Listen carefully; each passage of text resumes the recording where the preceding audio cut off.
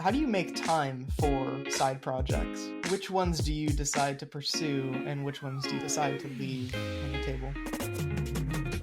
Do you ever wish life had an undo button? Walking the balance between business and the creative life can be hard. But Matt and Shelby are here to attempt to answer the tough questions, so you don't need an undo. Presented by Made by Things. This is the CMD-Z Show.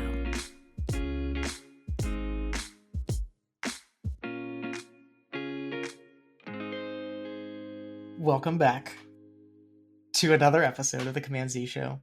Shelby, how are you doing? I am doing great.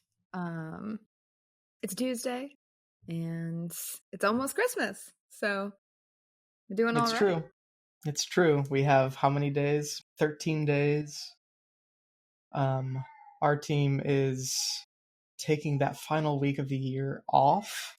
I'm excited. I'm pretty sure this is the first time that we're ever doing this. Officially. I think we may have tried last year. Yeah, we kind of did last year, but it was weird. Yep. And if you can hear in the background, my 3-year-old is not super excited about Christmas right now at the moment. So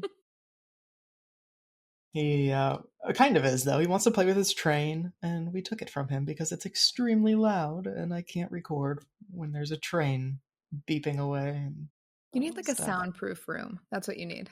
Like a little cell. Yeah. I do need that. That would be ideal.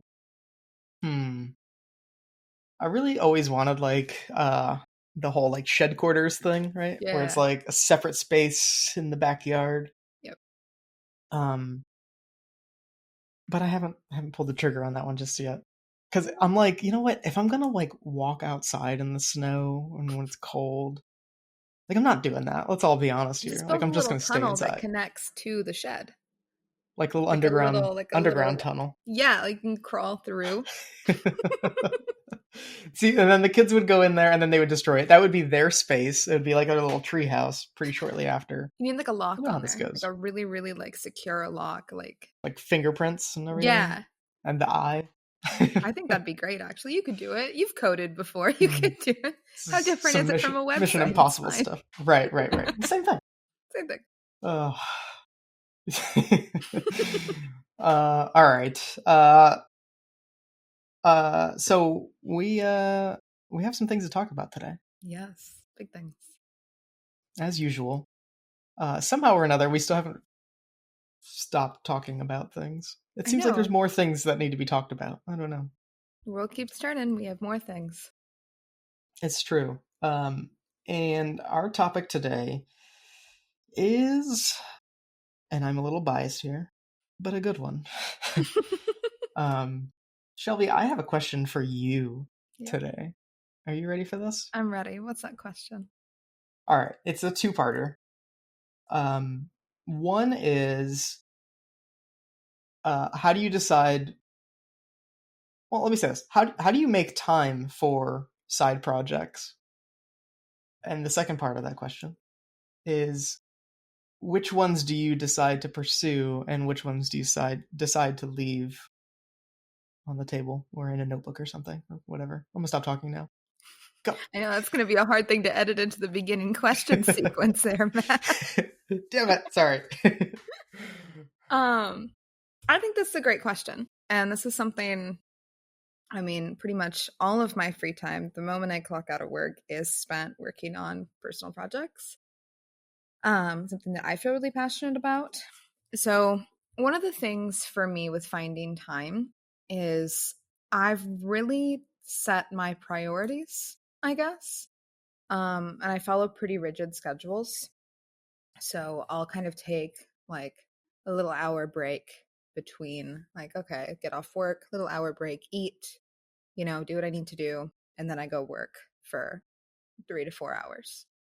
And I like to stick to that schedule. I mean, at least, 3 to 4 nights a week. And it helps me a lot, I think, too, to be able to kind of process and think about things. And I kind of count any sort of work where, whether I'm doing research, reading, watching something that is influencing whatever I'm doing, I think the research is part of that process. So it's a little lenient. But I've just really made myself stick to a pretty regimented schedule that I have found works for me. And obviously it's going to be different for everyone, especially, I mean, I don't have kids, so that's going to be a little different to somebody that maybe has a full family, like Matt and his 3-year-old Mm-hmm. crying in the background about a train. So a little bit of a different schedule and a different lifestyle, but that's just kind of how I've prioritized my time. Right. So. I remember those days. I remember those days before kids. It's funny that you bring that up because I think early on I was very similar, where it was like, all right, come home after working, like take like an hour or something, get dinner, and then just begin with the process of making something. Mm-hmm. And yeah, like you said, it's not always like go hardcore into making a film every night or anything like that, but it's like taking little steps. And there's something that always stuck with me about that time. I think that was actually a habit that I developed when I was in college, though. Was like when I'm not making stuff, I don't know, I felt better whenever I was taking steps to making something rather than just sitting down doing nothing. Now, listen, I love my time doing nothing and watching The Office and playing Call of Duty. I love those things, right? But it's a balance, right? Yep. If you get stuck consuming, then I don't know. You can't consume all the time. You have to be right. some amount of output needs to be happening as well. Right. So yeah. So for me, I relate to those things, but whenever I had kids, that was kind of the tough transition of like, okay, I have other responsibilities now. Mm-hmm. I don't think anyone's ever like perfect on how they get through that. Yeah.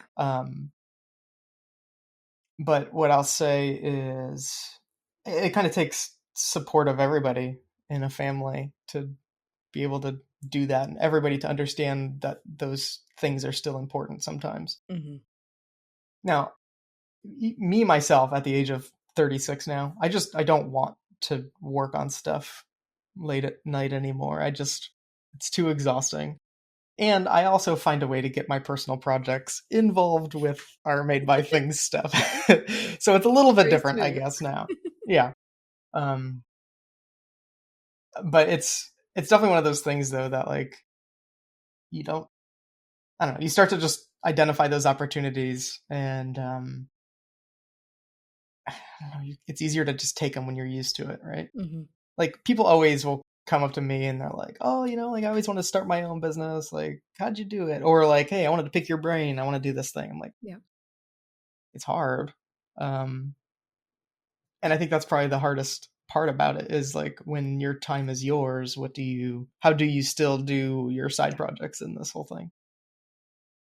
So passing it back over to you, that's kind of your process in kind of finding the time for side projects. But now how do you decide which ones to take and which ones to leave? I'm bad at this. I follow pretty much every creative impulse that I have. I'm just like, I want to do this now, and I will just do that now. And not all the projects get finished, and I don't always feel the best about projects during that time, and I leave them for a while and I go work on something else. The work that I feel the best about always gets finished. Mm-hmm. And that's something like, especially because I'm a writer, I'll start outlining a script and I'll get halfway through the outline and I'm like, maybe I'm not feeling like actively participating within this story right now. And it's something that I need to work on later, and I'll work on something else.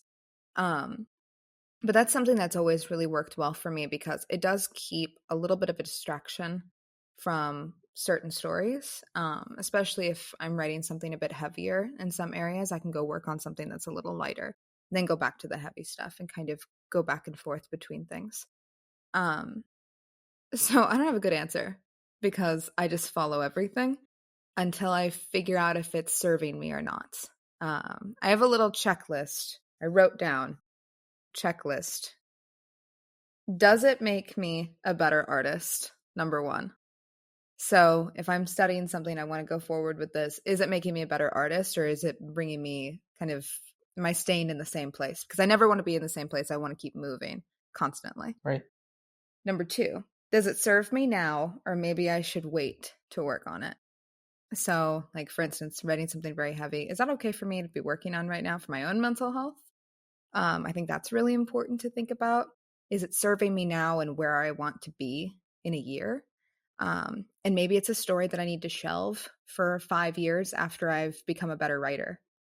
That's something too, where it's like, maybe this story is too big for me in this moment, and I need to be able to write some other scripts until I'm able to build myself up to that story. And then 3, does it make me happy to be working on it? I mean, nobody wants to be miserable while they're working on a personal project. So, like, if you're not happy working on it, don't work on it. Nobody's putting a gun to your head saying you have to do this. I mean, it's okay to say, yeah, you know what? This isn't working for me right now, and I need to move away from it. That is completely okay. I love that. I love that you have a little list here. I would say the biggest one that I disagree with on your list. We don't disagree much here on the CMD-Z Show, but when we do, too big for the moment. I completely disagree. I feel like those are the best side projects to take on, are the ones that are just that you feel like you're not good enough for, or the ones that are just beyond your skill set. Because ultimately, I think that's one of the most important things about side projects, is that it pushes you to grow. Yeah. Now, that being said, I'm not going to say like there's absolutely no truth to that, right? Because like if something requires you to have a team of people to be able to produce, now you're talking about finances and stuff like that. It's not something you can just do, right? So it might be something that you have to kind of hold off on for a little bit. And oftentimes a lot of it for me is like connections. So I might not be ready to write this piece right now. So say I'm writing a biopic, right? And which is something I've wanted to do. And I need the certain connections. I need to be able to meet certain people. I don't have the tools right now to write this. I need to write some other scripts. I need to work up to be able to write this thing, because I need to be able to have my name a little bit more established, to be able to get into the door, to be able to meet certain people, to have those conversations, to be able to sit down, do a little bit of journalism, do some more research. And it's just not, maybe it's something that can happen 5 years from now. Right. I guess what I'm saying though is it's tough to have a personal project when you're kind of seeking permission from somebody else to be able to do it, right? So again, there are circumstances and I get it. But ultimately I guess we're not necessarily talking about personal projects, we're talking about side projects. But to me, they're kind of one and the same usually. But it's just that idea where it's like, okay, if you want to make something, I don't know, you kind of have to just find a way to be able to make it. Like, how do you go around the people that you might need to ask permission of to do this, right? And Shelby, you know this already. Like, you're like, oh, you know what? In order to be able to do this, I'm going to need some money. Yep. So you run Kickstarters for most of your films that you do. Which is a little bit like asking permission. Kind of, in a way. But I mean, I'm still going to make it no matter what. But it's easier if I have a little bit of money. Right. I guess that's the thing, though, is that I think that's what I really respect about how you go about your side projects, is that you very much find a way. It's really easy to get bogged down by somebody else telling you no. People, that's this cliche thing, like, don't listen to the people that tell you no. But what nobody tells you is that nobody is physically telling you no, right? It's just people will get in your way in some way or another. Yep. Like they're not saying no, but they're saying, well, you're going to need $5,000 to be able to do this. Yep. And some people will consider that a no. And that's fine. But I guess that's what I don't know. It's really just, again, just not seeking permission as much as possible to be able to do those side projects. No, I don't have a list necessarily. Mine's very scattered. It's very feel based. Which is weird because I feel like I would have a list. I feel like I should have a list. Yeah. You're a Virgo. Come on, Matt. There it is. I think for me, a lot of it comes down to it's trying to get clarity of, can I even take anything else on? Mm-hmm. One of the things that I hear a lot from people, and maybe I'm tooting my own horn here a little bit, but people will say, like, I don't know how you do all these different things. Yeah, Like that's the number one question I always get to. Right. And it's like, you're not trying to do all of them at the same time. But if you can focus on one thing at a time, you'd be surprised what people can really do. Mm-hmm.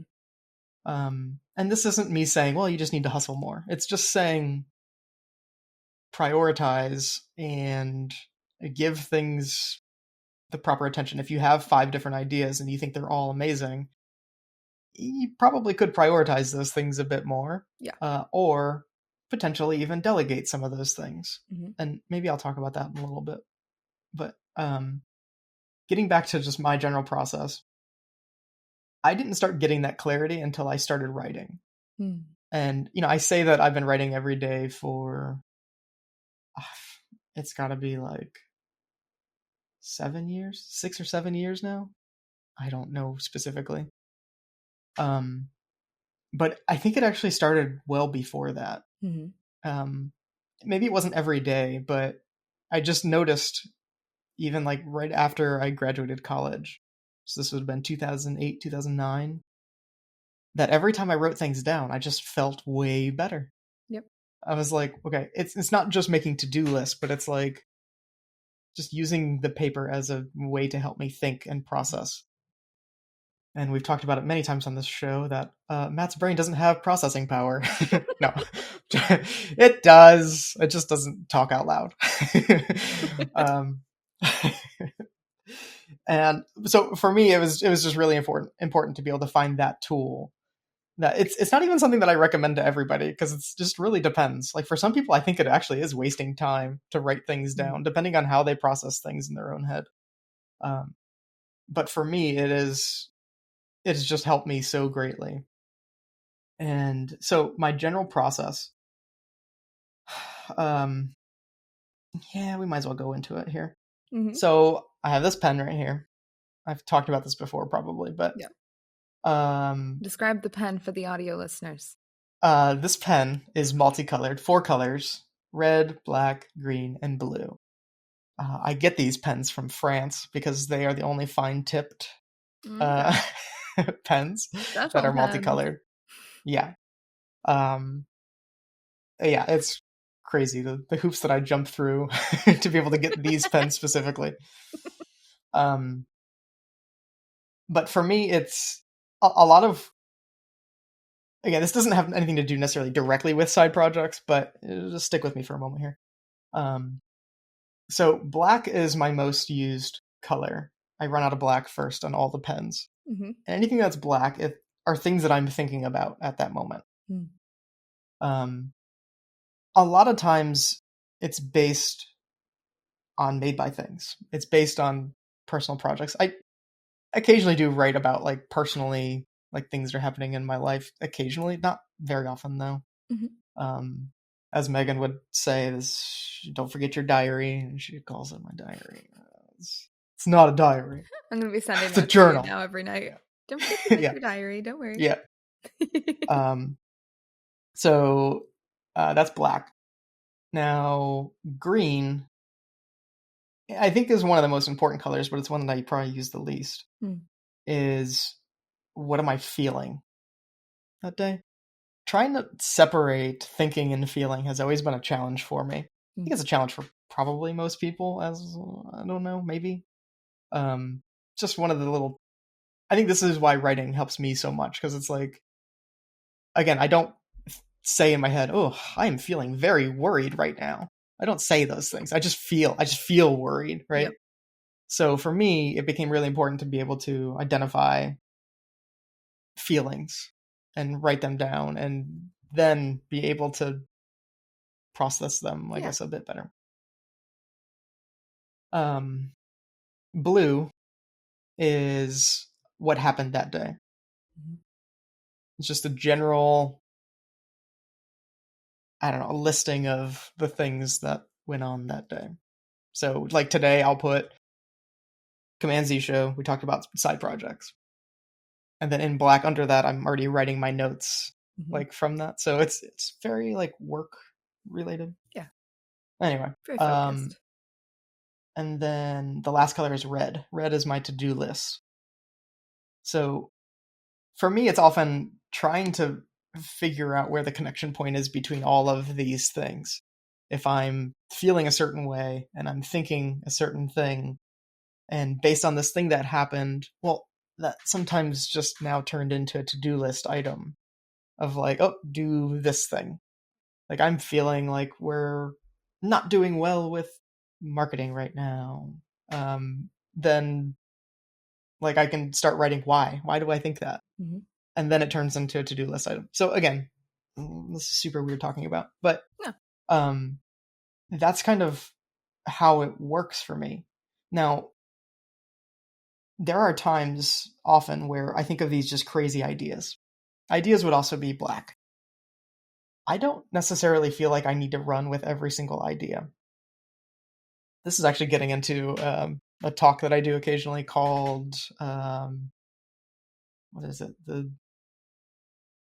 The 10,000 Distractions of a Creative Guy is the name of the talk that I give. So I'm getting into that a little bit.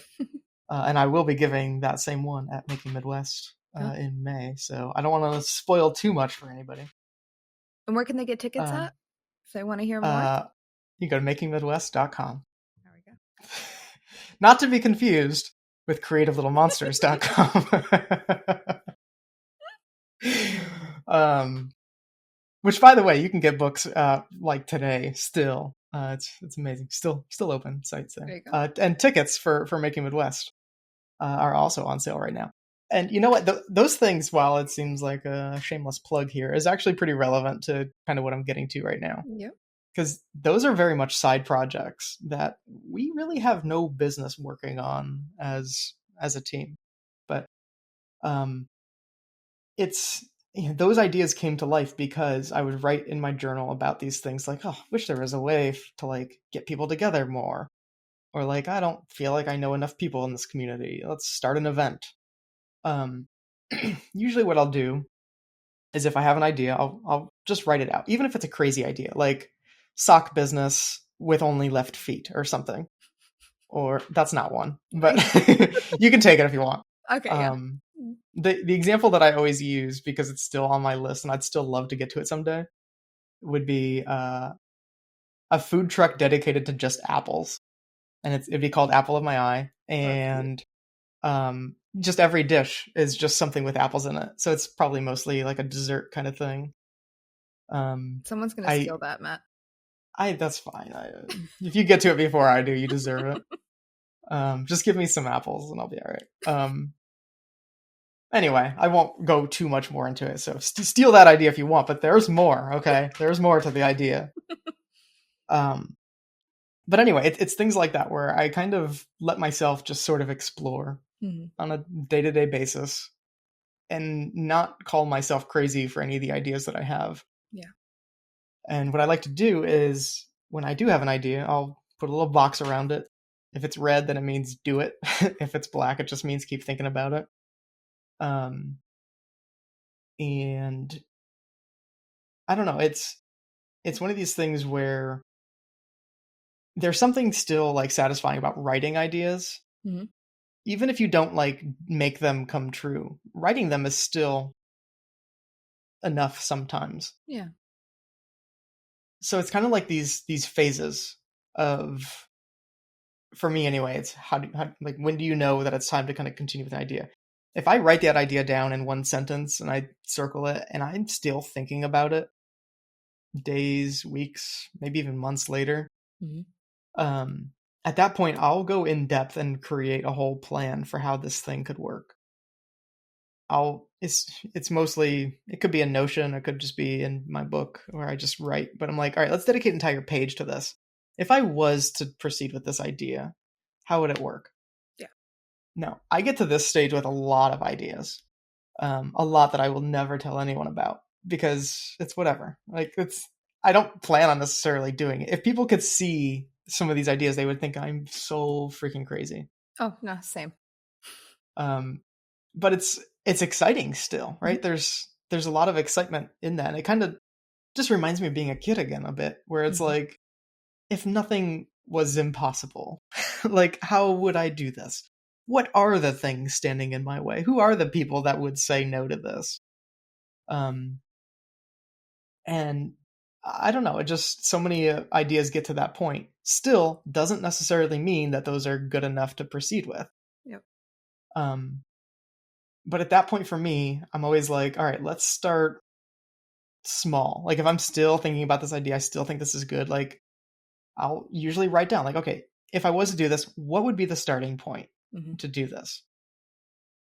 Because I guess the thing for me is like, sorry, I really am talking a lot about this, but it's going somewhere, trust me. It's going.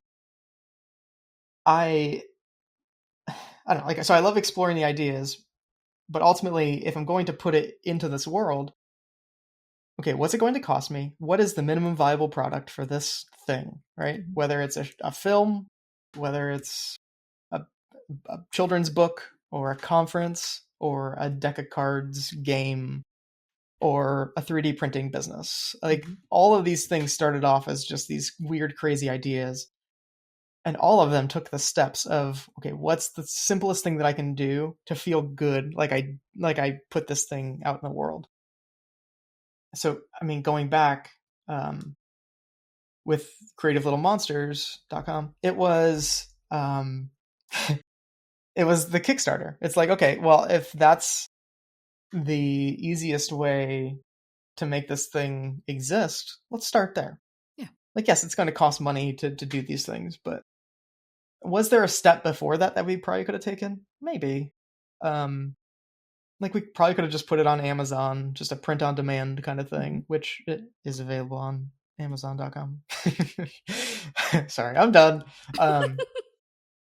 But like it's that thinking though, like what's the simplest thing? If I'm being completely truthful, Creative Little Monsters is not just a book in my head. It is something much, much bigger. Yeah. And so to me, I'm like, well, let's start small and let's keep building it as long as I feel like it needs to be built anyway. So yeah, like at this moment, like it's just a book.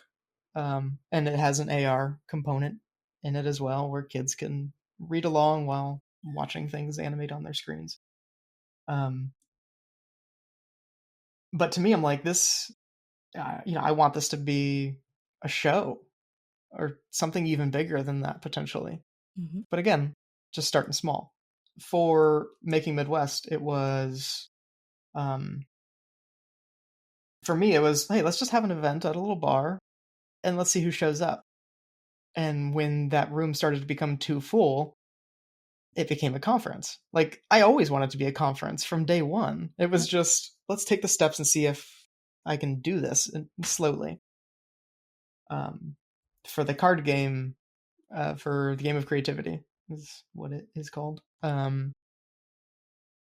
Same deal, where I'm writing in my book. I wrote little boxes together on like how ideas come together, like what is a creative idea, and then those boxes turned into cards, and those cards got printed as business cards initially.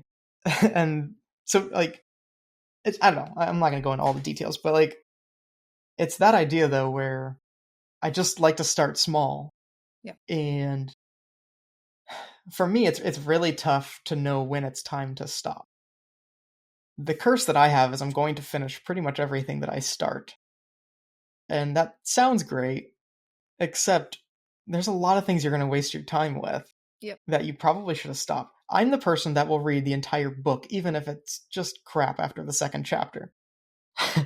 Because I don't want to leave it unfinished. Like, that's me. But yeah, so I think that's just, it's a thing you got to be sort of careful with, I guess. I think This is really interesting because I think there's a certain amount. I like to finish everything that I'm passionate about. It's like, okay, I'm making a short. The moment I say, like, for me, the moment I declare I'm doing something publicly, it will be finished. Right. Until I declare it to other people, it's mine. And I get to decide if it gets finished or not. That is 100% mine. So One at of the what? things. Sorry, Oh, go no, ahead. go ahead. No, you go ahead. I was gonna say, at what point then do you decide it's time to tell people about this thing? So I tend to work really collaboratively. I always have a first read. She's also my cinematographer, which works out really well because if I'm writing a script, she can tell me if I'm an insane person and if we can actually do this, which is helpful to be able to work with somebody like that. So when I'm writing, she's always kind of there. And then also anybody else that I'm really, really close with, they're always there throughout the process. I'll usually talk with them and be like, okay, how do you feel about these ideas? How do you feel about that and this? And if we're all kind of on a similar space, that's when it goes public. But until then, it's mine, and I kind of hold that right to say, yeah, we're going to do this. No, we're not going to do this. And it doesn't mean that it won't happen maybe in a few years when I go back to it. Maybe I feel more comfortable doing it then. But I just kind of reserve that right to decide when I actually want to finish this piece or when I want other people to know about it. I didn't follow all of that process when I did the new short film because I wanted to experiment a little bit. And so making a short film, it's called The Entomologist's Wife. It's about a woman who's being turned into a moth essentially after she dies. So kind of Frankenstein-y. It's very insect. It's bizarre and strange. But that's the reason I didn't want to follow the process, because it's bizarre and strange, and not a lot of people are like working on something like this in a live action setting. It's usually something that's reserved for animation or something that's a little bit more fluid of a medium as opposed to live action. So I put together the Kickstarter. I had the story. I knew what I wanted to do with it. And I put together the Kickstarter, and I'm like, okay, $1,500. If anybody's actually interested, let's just see. And I made the goal in less than a week. Nice. It's like, oh, people do like this story. This is something that people would be interested in. And it got a lot bigger than I ever intended it to. I'm meeting with a composer later today who's already been working on music for it. I mean, it's kind of blown up to a point where I wasn't really expecting it. I've had people from, Ireland asking about it, being like, do you want to come on different shows and talk about things? And which is very weird for a short film to get that kind of attention. But I think it's just something where it's a bizarre enough idea that people have grabbed onto it. This has taught me a little bit about my process. Is should I be sharing things a little earlier? What's appropriate to be to be shared, and how do you gauge that interest? Because something like that, I barely talk to anybody about it. I'm just like, I'm just going to do this, and this is what I want to work on right now. And I'd like to turn it into an anthology, but I gauged all of that through just public interest and what they think of the short, and it's not even out yet. So it is something where I think the process is okay to be changed based on the actual project itself. Right. It's fluid. There's a lot of people out there that will say, just shut up about your ideas and just do it. Right. Or like, don't talk about it until it's done or something like that. But I'm right there with you where it's kind of a strategy at times to, I don't know, just figure out when is it time to announce a thing. Yeah.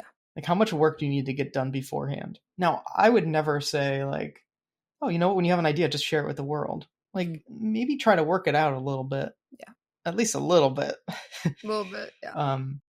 But there's something really energizing about when you do announce an idea publicly. And for me, I'm like, that's, once that happens, it's going to happen one way or another. It's going to, because I've announced it, and I'm not going to look stupid. But yeah, I think just the timing of when that becomes public is important. I think oftentimes for me, when I go public with ideas or scripts, it's usually at the casting process. That's about the time that I start to actually go public with things. Short film was different because it's puppets and stuff and it's a little different. But a traditional feature, it's usually, okay, here's the idea, everybody, give it a couple of days, here's casting. We're doing announcements. So you have to have more of a public widespread search. I've been really, really lucky to be able to be in film communities where my stuff has been, for the most part, well received, and I have a good audience that's very willing to share and listen. Not everybody has that, but it takes time to be able to build that audience, though, too. So part of that, though, is you have to be willing to share a little bit. So maybe that is something where you're bringing in the smaller projects, and that's the whole thing of, is this serving me right now? I need to do some smaller projects and then put them out there so I can build a following, so I can make it to the bigger projects. So I think timing it depends on how you want to think about it. If you want to think about personal projects of, I'm just making this, I don't care if there's an audience, no big deal. Or if you want to think about it more as a business. And I tend to think of my stuff more as a business. Interesting. The work never finishes. Right. What do you say to people that are afraid to share the idea because somebody might steal it? That's a very real fear. Depending on what you're working on. So scripts, get them copywritten. I mean, copyright your scripts. It's very easy to do that. You can pretty much just send it to the union and they'll put a little stamp on there. You don't have to be in the union. Those things that's a very real fear. So don't send it to people that you don't trust. But I think once you actually get into your creative process, I mean, I share everything when I'm working on a film. It's like, put up the Facebook page, because for some reason film people are on Facebook. I don't know what's going on, but they're all over there. I put up the Facebook page and then I share 100% of everything on there, from the casting to photos on set to what the story is about. I don't share the script, but I do share general story ideas and kind of what our deck looks like and everything else. So that way people can follow along the process. And it's also really great for marketing. But once you're at that point, it's a little difficult to just completely steal the idea. And I think it depends on what you're working on. I don't really like to share all of my story ideas with people because there is that fear that somebody might steal your idea. But it's also a thing where if you need to get funding and you need to find people and you need to be working with investors, sometimes you just have to take the risk and take the chance and hope that nobody thinks you're important enough to steal from. Right. But just important enough to give money to. Yeah. I mean, that's kind of, it's a weird balance. But I mean, Right. You wouldn't expect Greta Gerwig to share all of her ideas on what she's doing with Narnia right now. So it's something where you just have to be able to find that balance with where you're at in your career and if your ideas are valuable enough to be stolen. Right. I guess that's where I kind of blend this line again of like a personal and side project. I think they're supposed to be personal in a way. I don't know if I've honestly ever worried about anyone stealing anything that I was doing. And I'm not entirely sure why. Maybe that's not super logical or rational. But I'm like, well, I have a ton of ideas. So go ahead, take that one. I'll do something else. Like the Apple thing, right? The Apple thing. But like I'm quite confident that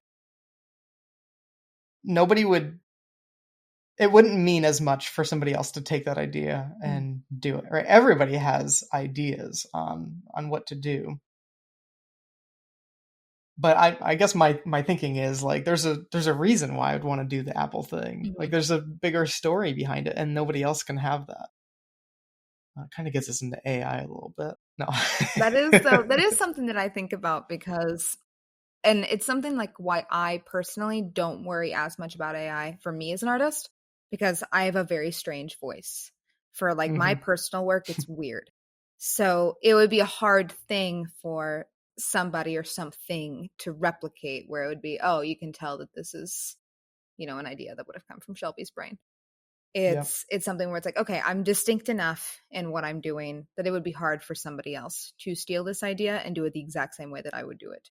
But it also comes into when I do have those smaller ideas, and it's like, I want to follow this, but I think I could blend it in with another idea of something else I'm working on. So like, for instance, it's like, oh, I would love to make a musical one day. Could I blend it in with one of these other weird little stories that I'm working on? Could this be something a little bit bigger? Or I want to share this really, one of the things too is that people get afraid to share like personal childhood stories. How can you take maybe an experience that you had when you were a kid that you don't really feel comfortable telling the world is about you and put it into a different story about somebody that's not you at all? So I think there's something of hiding other ideas within other projects and weaving them together, which is why one of the reasons that I don't share everything, because you never know, it might be something that shows up in a project 5 years from now. Right. So to me, that's the definition of creativity right there. Mm-hmm. It's taking your own personal experiences, and when you start to blend them between other skill sets or other experiences, it becomes something new entirely. Yeah. Yeah, I love that. So, all right, let's get some final thoughts here. Yeah. Final thoughts, again, kind of getting back a little bit to side project thing from the AI world that we were just in. Final thoughts, advice on people looking to start their own side projects. Just do it. I think that's the main thing. Just do it. No hesitation. I think that's one of the main questions I get from people is, how do you have time to do this? How did you decide to do this? I've always wanted to do this. It's like, then just do it. Prioritize the time and start working on whatever it is you want to work on. I mean, the number of questions I get about short films from people that say they've always wanted to make one, that there's nothing stopping you. You have a phone, right? Do you have Microsoft Word or a Google Doc? Can you write a story? You have a phone you can shoot on. There's the technology's at your hands. You just have to be willing to really put in the effort and, the drive to really do it. And you don't have to share it with anybody. It can be your first piece, but then that will teach you and you'll learn how to get better into the next project and to the next, because you never stop learning. So I would just tell people, just go for it. There's nothing holding you back, and you don't have to share it with anybody. Yeah. Continuing off of that, I think there's a real fear of proceeding with a side project for a lot of people. And what I wish people would know is, and I don't have the answer. There's no elixir or anything like that removes fear, unless we live in Hogwarts. But once you figure out a way past that fear of doing side projects, it's kind of addicting. Yeah. Because you realize how much power you actually have over, being able to make decisions and being able to make things come to life.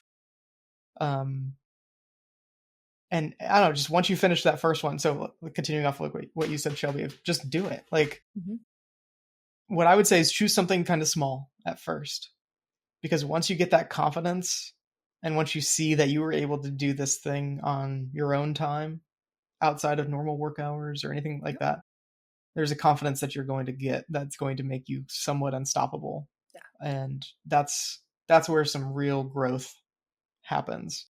And I guess the other thing that I would add to that is, it's kind of this fear of failure, right? So let's say you have this big idea and you're like, no, I'm not ready for it just yet. I guess what I would say is challenge that thought that you are not ready for that, because I don't know, even if you envision like the story that you have to be this Academy Award winning feature length film, you don't need to wait until you have those abilities. You can make it a short story, like scale your idea to what is possible in that moment. Right. But there's nobody that's going to stand in your way of, once you do complete that short film, nobody's going to stand in your way of, okay, now that next step is to make it a feature length film potentially. I say that because that's kind of what I hope to do one day, based on a short film that we made a few years back. Like, that story isn't done. Yeah. I'm not done with it. I'm happy with the short film that we made, but there's more to that story to be told. And I'm I can't wait to the day that I get a chance to tell the rest of it, I guess. But I can also say that making that short film that I think it was 6 minutes long, somewhere around there, making that was all the fulfillment that I needed at that moment. And I'm still very fulfilled with that project. But again, I still see opportunity in it. And I don't know. So that's what I would say is like, you have an idea for a $1 billion business. Great. Let's make it just a business that makes $100 a month first. Yeah. Like, start small. And again, once you start to see that progress you're making, it's hard to stop you at that point. And that's where people like Shelby exist. I have no fear in anything. I'm just go for it. Next time on the CMD-Z Show, we're going to talk about the fears that Shelby has. Just spiders. That's really about it. Big spiders, little spiders. All the spiders. Huh. You should do a film on spiders. Oh, I have so many scripts. Don't you worry, Matt. They're coming. They are coming. They're the works. I gotta build them up. I gotta build some legs. Oh, geez. Literal. Eight of them. Yeah. And that's all the time we have here on the CMD-Z Show. Hope you all had a great time listening in on this. I'm going to flutter my way through this ending part here. I thank you again. And Shelby, thank you. Thank you. You're welcome. Thank you again. Okay, I'm leaving now. I love you. Bye.